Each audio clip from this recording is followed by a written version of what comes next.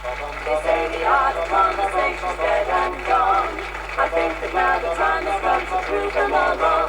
Lock the doors, draw the curtains, disconnect your phones. Ladies and gentlemen, it's Elinor Jones.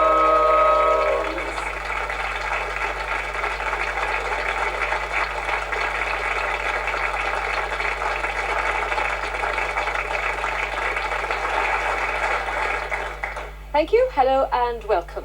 Now we're going to try and not blind you with science. My next guest specialises in doing just that. Last night he was delivering a learned lecture to the Royal Society. 2 years ago he published The Cult of the Expert, a book that debunked a great deal of scientific jargon. He's currently working in a new series for Channel 4 entitled Food for Thought, and his next book, 101 More Questions About Science, is published later this month. He's lived and worked in Cardiff for most of his life. Ladies and gentlemen, please greet Brian J. Ford.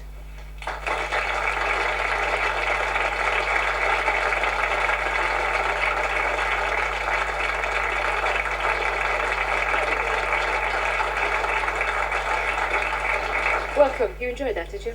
Hugely, yes. I'm rather sad I'm on. I was just getting carried away by that. No, we're glad to have you. Now, scientist, author, how do you look upon yourself? As a hedonist. A hedonist. I could have expected that answer. So you don't specialise? Well, I think science is enough of a specialism for anybody. And I also feel, as a scientist, that the public tend to lose sight of two facts. One of them is that the public pay for science, and the second is that they endure its consequences. And so it doesn't become the scientist, I think, to keep himself in his ivory tower apart from the public. So that for me it's vitally important, if you're going to be a competent scientist, to spend a part of your time presenting science to the public. A friend of mine said to me the other day, he said, "You are in a remarkable position." And I said, "Why?" And he said, "Because you're the only person I can imagine who's been interviewed by Robin Day about his research work, but has also taken the chair of a Robin Day programme when Robin Day wasn't there." Now it's that doing both sides, yes, which I find is fascinating. And when people say to me, "Isn't it difficult?" my answer is no. The excitement of the one fuels my enthusiasm for the other. Yes. Well, let's talk about one of your scientific projects, one you've been involved in recently. You call it, I think, the microscopic Mary Rose. It's also been called a microscopic Tutankhamun. That's what I was talking about last night. Yes. You've got to explain that one, I think. Well, the man who discovered microbes was a Dutchman, Anthony Leeuwenhoek. And he has been rightly called the father of the microscope. He really invented high-power microscopes more than 300 years ago. Now, in 1674, he sent almost the first specimens he'd ever prepared to London. And over the last couple of years, I've been looking into Leeuwenhoek's original letters. And lo and behold, I found that 9 of his original packets of specimens sent to London 300 years ago and hidden amongst his letters in the archives of the Royal Society in London had been lying there untouched for all that length of time. Good gracious. So what did you learn? I mean, obviously you've learned a lot about society at that time and... Well, have we till Thursday week? Briefly. Give us some interesting facts, maybe. Well, all right. For example, for me most interesting was the fact that some of the specimens were bits of dried pond life. Now, Leeuwenhoek had been sent a piece of what looks like blackened paper, and it was believed then that heavenly paper, messages from God, trickled down from the sky and landed on the ground. It was the kind of the heat of re-entry had burned them up. And he was sent some.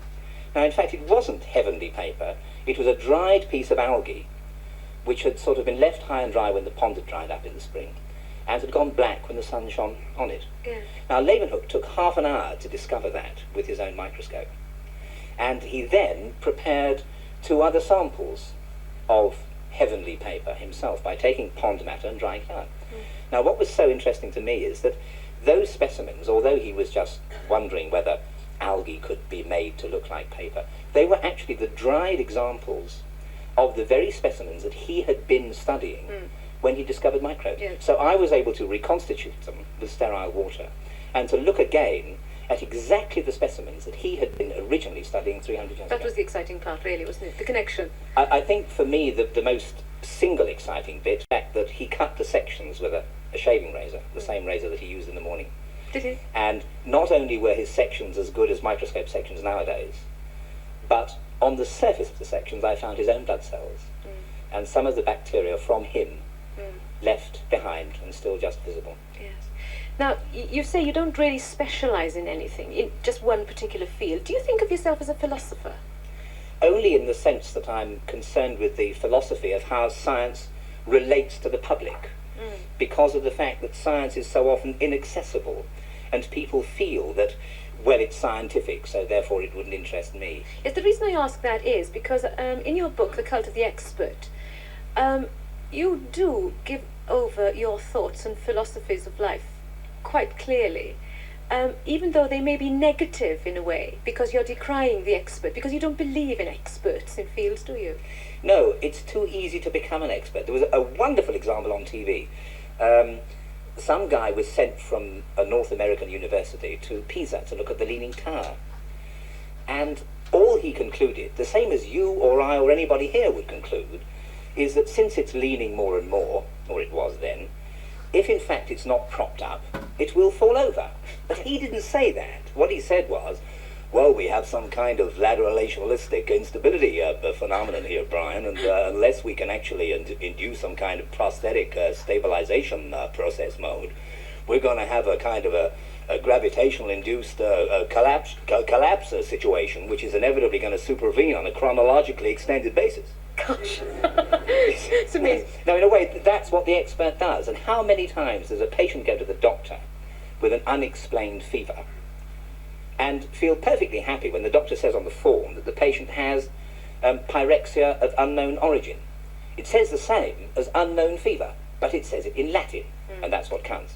So what's the difference between an expert and a specialist? Oh, well, a specialist is a person who has genuine knowledge of the subject and is trying in that hackneyed way to press back the frontiers of human knowledge. Yes, because Christopher here is an expert in a way in his own field, isn't he? Well, no, I don't think he... what, young Master Barry? Come back, Christopher, all is forgiven.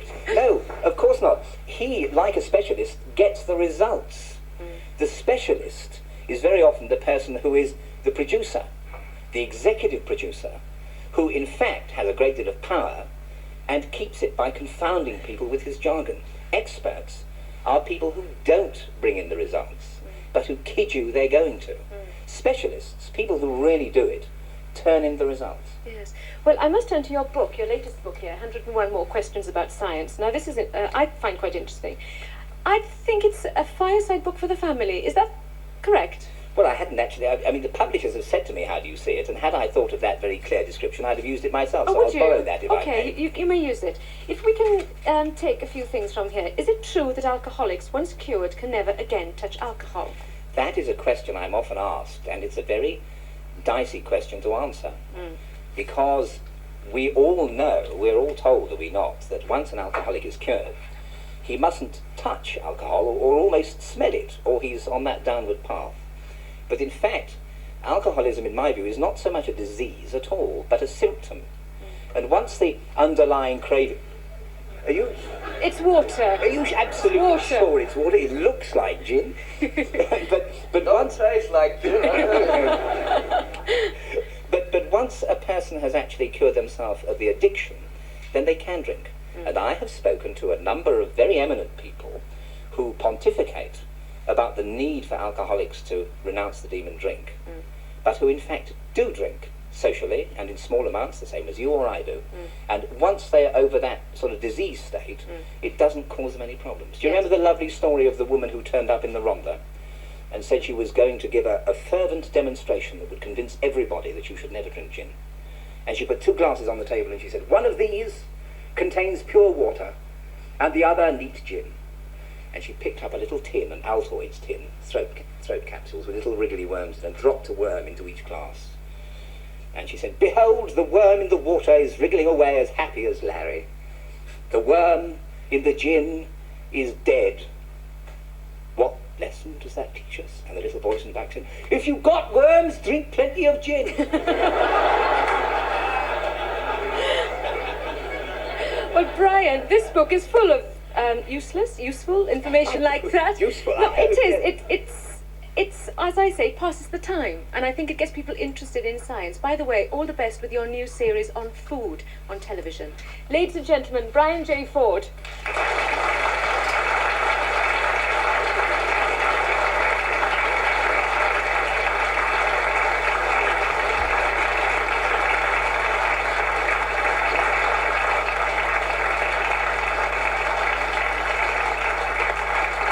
We'll take a short break now. See you again in part 2. Don't go away.